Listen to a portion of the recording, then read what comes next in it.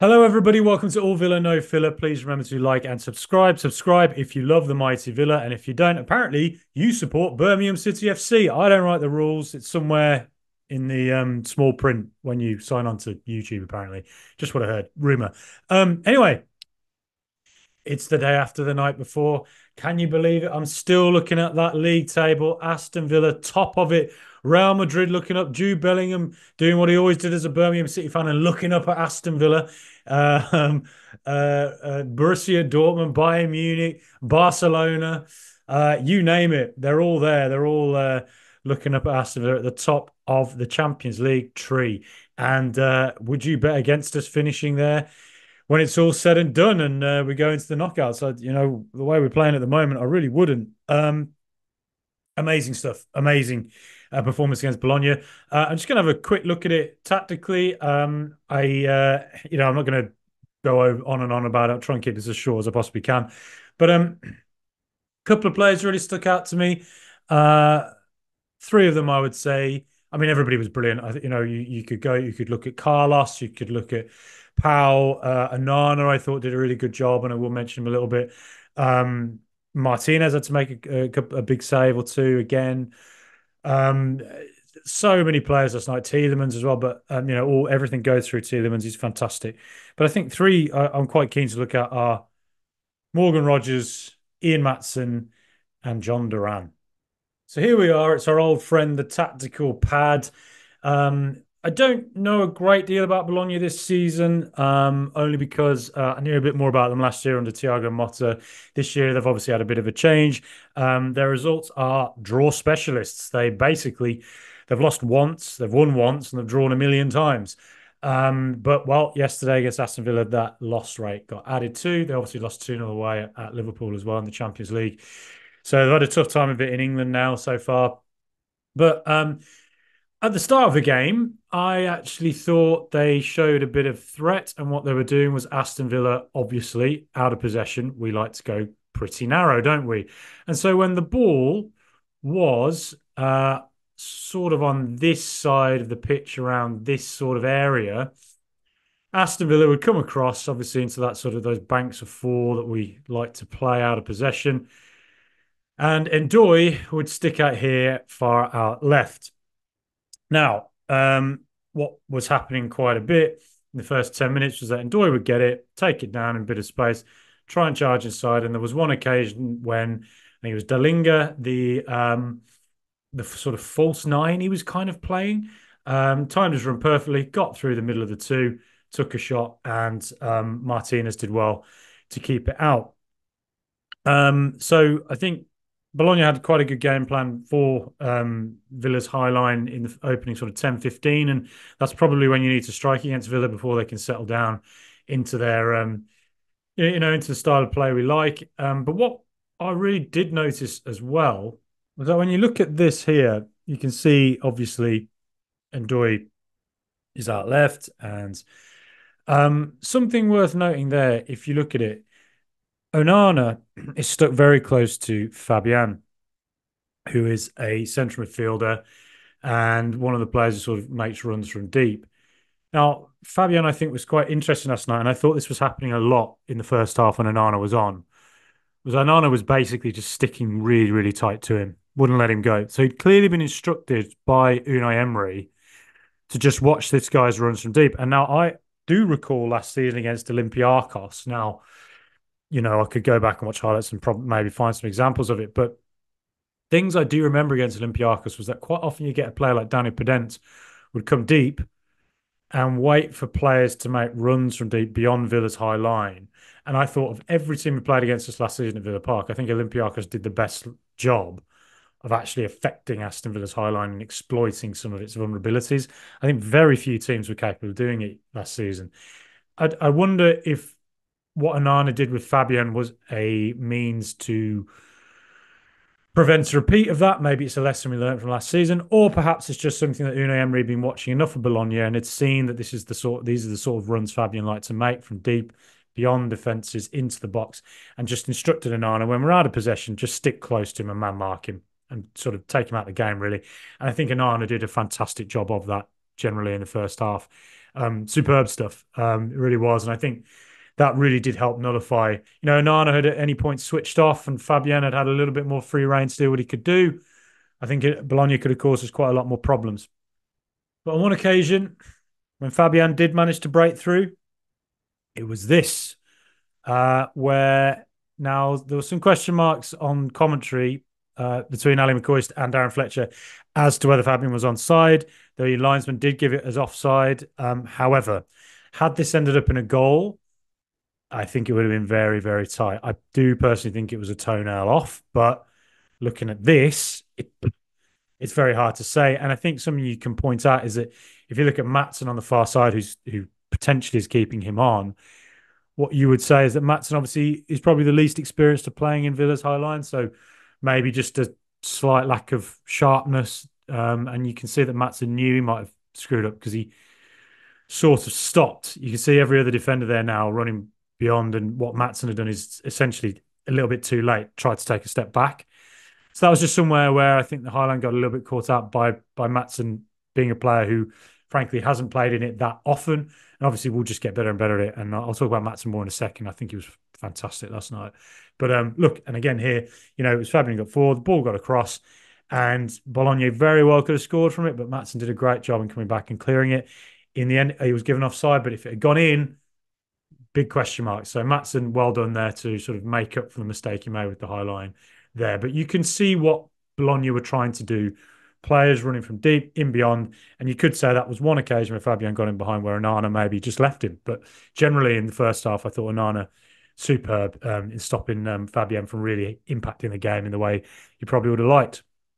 Now, if we can just talk about Ian Maatsen, I mean, I've been saying it for a few weeks that I think against Manchester United, for instance, in the Maatsen came on in the final kind of 10 minutes, maybe if just a little bit more than that, maybe. I think it was. I think there's some games where you look at Aston Villa and think in the final third you need sometimes a little bit more ingenuity, and I think we must have two of the best left back options in world football at the moment in Maatsen and Luca Dean. Dean's been on fire, brilliant, play all season defensively. He's got a number of assists. The one against Leicester, the assist the other day against Fulham, created havoc against Fulham the other day, breaking into the final third. But Luca Dean is a player that he tends to cross a bit more, which is a skill in itself. But Ian Maatsen is more of a dynamic player in the final third, I think. And I think we saw that last night. There were runs he was making in behind, kind of like a winger, where he was being found and getting into the box. Other times he was getting into the final third and trying to aim for cutbacks. And against Manchester United, I think he did the same thing. Jadon Philogene chance came about because of play with Ian Maatsen down the left-hand side. Intricate play, knocks it across. And I just think against United, he should have been on a bit earlier. And I think there will be games this season where you go, I think this is a Luca Dean game. For instance, Bayern Munich, I think was probably a Luca Dean game. But then there'll be other games where you think Villa are probably going to be the more proactive team. And sometimes, if we want to break down a defence, Ian Maatsen, I think, is maybe a slightly handier option just in that final third. And I thought last night, so what was happening quite a bit. Posh was sort of coming inside a little bit. And Maatsen therefore seemed to have quite a lot of free rein just down the left to break forward and make things happen. And if you look at his just raw stats yesterday, most tackles and interceptions for Villa, Ian Maatsen, 5 in total, and he had 3 clearances on top of that. An intriguing stat, though, I thought. The player with the second most tackles and interceptions, Jadon Philogene, and he was only on for, 20, 25 minutes?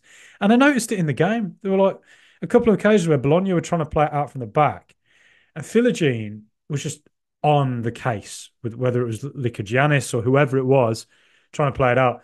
And Philogene, I can remember 2 occasions him intercepting the ball and winning it back for Villa.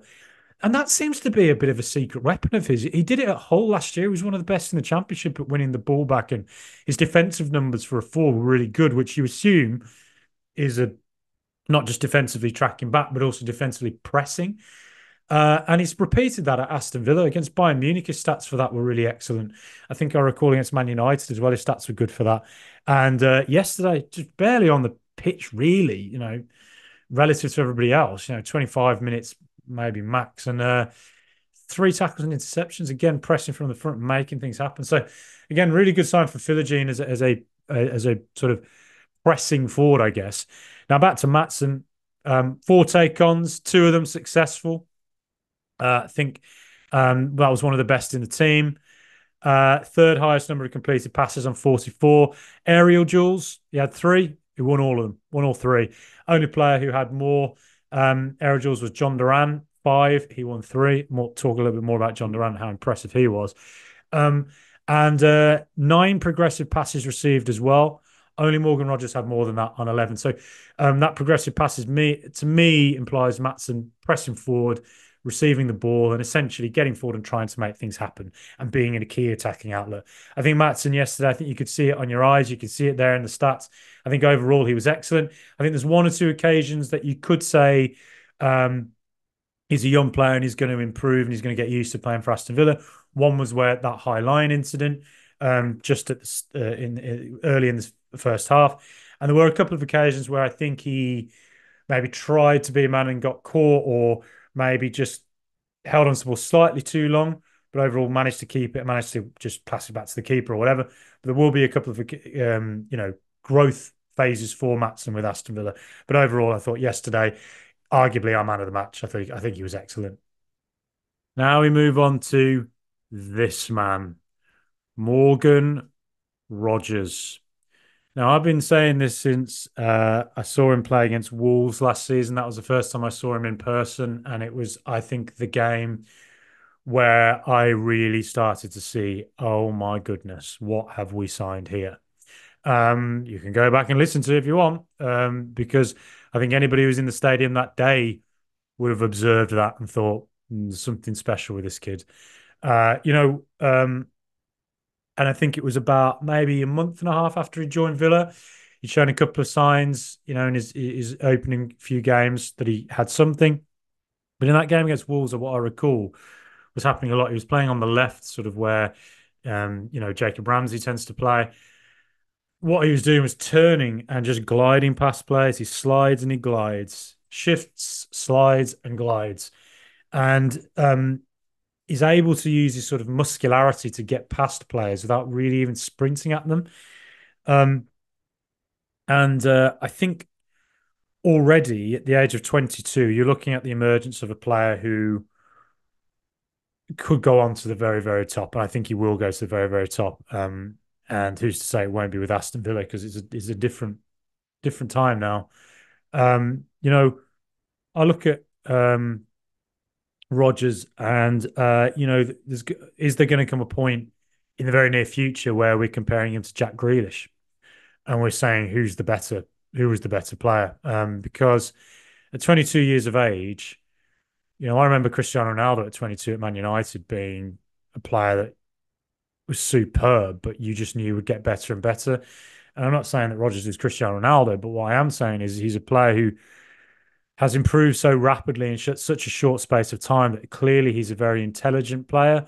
Clearly, he's somebody who can take on board information and adapt quickly to a higher standard and higher level. And already he's jumped from Championship to Premier League to Champions League, and looked like an absolute world class player at points in all of those standards. Um, in less than a year, in basically 6 to 7 months. It's absolutely incredible. And yesterday, you could arguably say it was his finest hour at Villa. He was just amazing, I thought. You even look at the raw stats.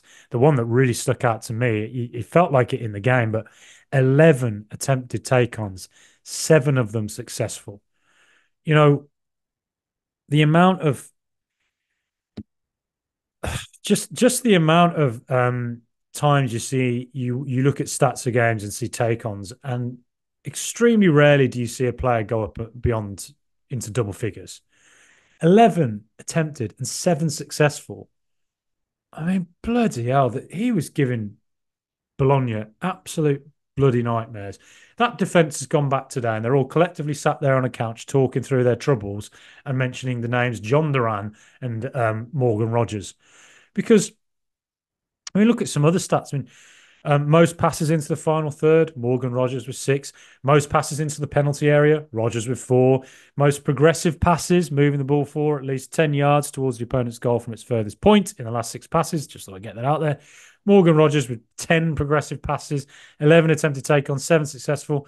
Um, it was Ian Maatsen, who I mentioned earlier, was second with 4 attempted take-ons and 2 successful. And on top of that, Morgan Rogers had 7 shot creating actions and an assist. You know, he's playing all the time. He plays in every game now. He doesn't really, Unai Emery doesn't seem to take him out of the team, does he? And even when he takes players off and balances up the minutes, Morgan Rogers doesn't seem to come off very often. That's how crucial he is to Aston Villa. The only other player who I think at Villa really can play in that pocket, sort of, between striker and midfield, come and receive the ball, turn and makes things happen, is probably Buendia in that specific role. I think Ramsey does it, of course, on the left. But I think Ramsey, the player who needs a little bit, or is at his best when he has a bit more space to run into. I feel like Rogers is really good at being, I think Buendia is good at this as well. He's taking the ball under pressure and being able to turn on with a lot of bodies around them and just find a pass through or whatever. But, and his assist last night, Rogers as well, fantastic run. And a brilliant ball from Carlos to take him. Takes the touch, maybe, manages to keep it under control on his knee, which, and then just takes his time and a bit Grealish like, really, just takes his time, shifts onto his right, and a lovely ball into Durán. Wow. Morgan Rogers, it was a fantastic performance. And, you look at him and you think, how can he get better? Maybe on occasions, his finishing could improve. On occasions, he maybe, when he tries to make those passes happen, maybe there's occasions where in a year's time, there's some that aren't coming off that in a year's time will come off. This is just nitpicking, really. But once his goal and assist ratio manages to go up as well as his on the eye performances, it's just nice stopping this guy. He is Morgan Rogers is an absolutely fantastic player, and Unai Emery clearly thinks he is possibly close to our most important player. It's close to it. Now, Jhon Durán. I think last night at Aston Villa, we witnessed 2 of the best young attacking football players in world football. 2 players who can go to the absolute top, who can do that with Aston Villa, help get us to the very, very top. I thought Jhon Durán was supremely good. I really did. I was amazed at his performance, to be honest, because I think a question mark over Durán in the past has been like, okay, we can clearly see he can score world-class goals. Can he just get those sort of normal striker goals rather than worldies? Because worldies, you're not going to keep scoring them. They dry up eventually. This season he's shown not only does he get those worldies, but he gets the header against Leicester. He gets the goal from against Wolves where he's, just finds space and scores. He gets the goal last night against Bologna where he bullies a defender and works a little bit of space for himself. He worked a bit of space for himself for a corner last night as well. All of those things, sometimes you look at stats and you think, it can be the be all and end all. Sometimes you do have to just watch a player. And I think last night with Durán, other than, his aerial duels where he's going up against 6'2" fellow Colombian John Lukumi, who I think it's John Jaser Lukumi, John Jaser. So he's almost like a parallel universe, alternate universe, Jhon Durán. But they had to play against each other, and 6'2", and Durán, 5 aerial duels and won 3 of them. That's really good for a striker because a lot of the time the odds are against you winning aerial duels with back to goal and big defenders on your back. It's a hard job. So yeah, you can look at that stat, and then you look at his, let's say his pass completion rate won't be high, his touches of the ball will be low. It's just the nature of being a striker. So sometimes you just have to watch them, and I just thought he was brilliant. I've got a few examples here. Let's have a look. So one of them is this corner here, right? And this is where he's up against Lukumi again. The Colombian brothers there fighting against each other, international teammates. Colombia top international team nowadays as well. And Durán just holds on to him physically pushes him off, manages to work himself back and get just a yard of space and get a header in, and it's a good save from the Bologna keeper. But again, that's a sign of good striker players, good awareness. I thought really good stuff. Now I thought this was outstanding striker play again. People there were people in the comments laughing at me for raving about the disallowed goal against Young Boys. Duran's pass to Ramsey and then Duran keeping it on the floor. Most players in world football hit that over, hit it wide. For Duran to keep it on the floor and pass it into the bottom corner, it was outstanding technique. Again, last night, the Jhon Durán as a striker, the ball's bouncing, right? It's coming down, bouncing towards him. And Duran's awareness of where Leon Bailey is, because obviously Duran's looking at the ball here, but his awareness of where Bailey is and his intelligence to think of where Bailey should be going, to then jump up and have the athleticism to head it on, time the header perfectly, and for Bailey then to get in behind and have a chance. I thought it was, again, outstanding striker play. And it's not something that's going to come up in the stats, is it?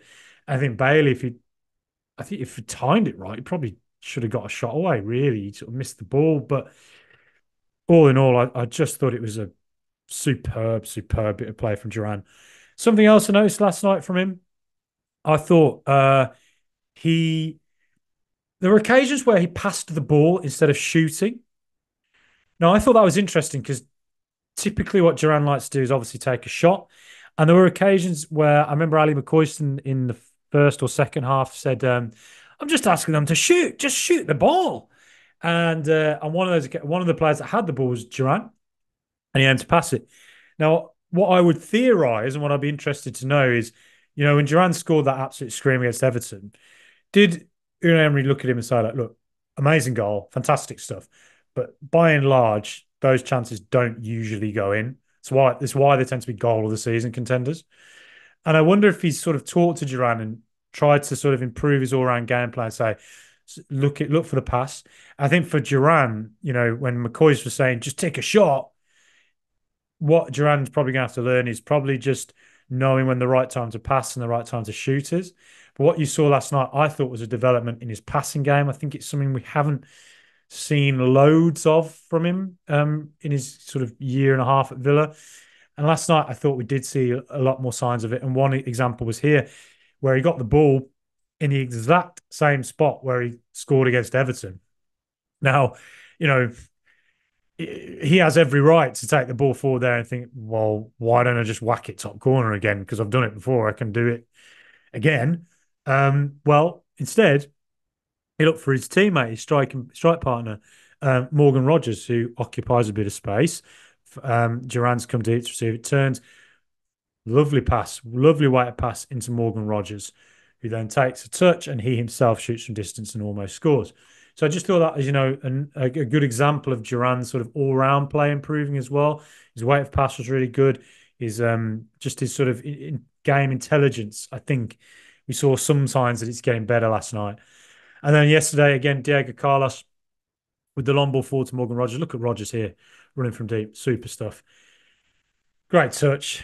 Lovely ball across. And look at this, Durán, again, in a battle with Akumi. And, if you're a big, strong striker, this is one of your great assets, isn't it? It's been able to bully a big, strong defender.